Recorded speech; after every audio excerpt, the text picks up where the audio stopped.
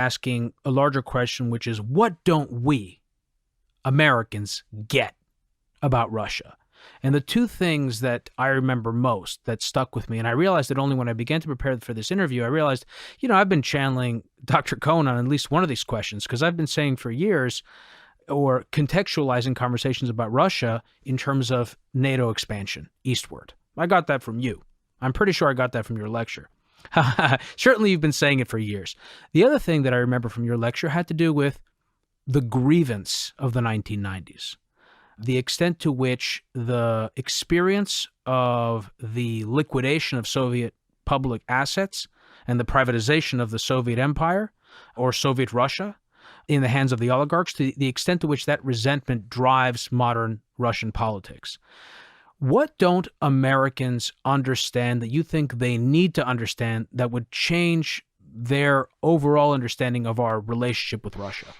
That its history has been so different from our own, or at least so different from the history of the majority of white Americans. It's important to make that distinction. Think a minute about Russia's modern history in the 20th century. Don't even go back to serfdom and the rest, but start. Occupation in World War I, the Russian Revolution, 3 years of a brutal civil war, in some ways more brutal than our own civil war.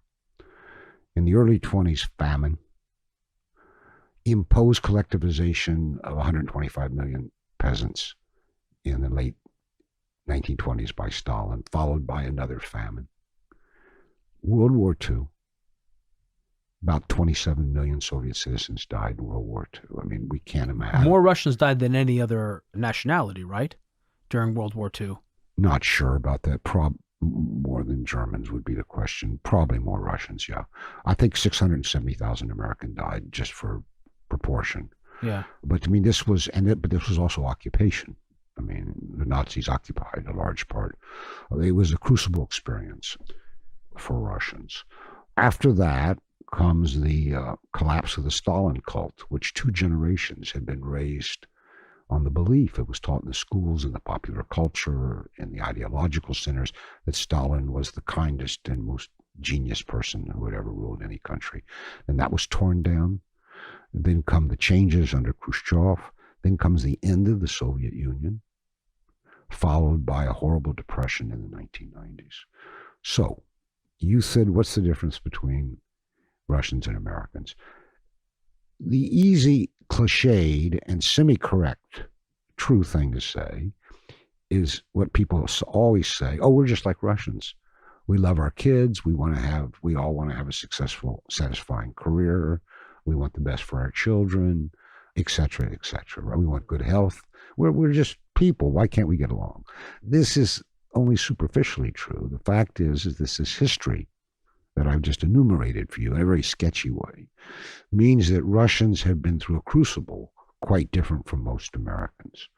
And therefore they see life and its possibilities and its dangers, not all of them, but a great many of them, than do Americans. One Russian used to like to say to me, he was a television personality. This was during Soviet censor time. Everybody watched him because everybody knew he'd say something that was forbidden, but he would sneak it in. And then the next day, did you hear what Sasha Bovin said last night? Oh my God, how'd they get that on the air? But he was famous for, sneaking something in. What period was this? This was the late 70s and early 80s. And I knew him pretty well. But my friends would watch him. I would watch him when I was in Russia, watch him on TV. He's a great big guy, weighed about 300 pounds. Wow. And he just had the look of a guy, and a big walrus mustache. And he looked like trouble. But they liked him, and they kept him on the air. He had some trouble, but they kept him on the air. But he used to say, and it's important, that people can't jump out of their history any more than you and I can jump out of our skin. This is fundamental.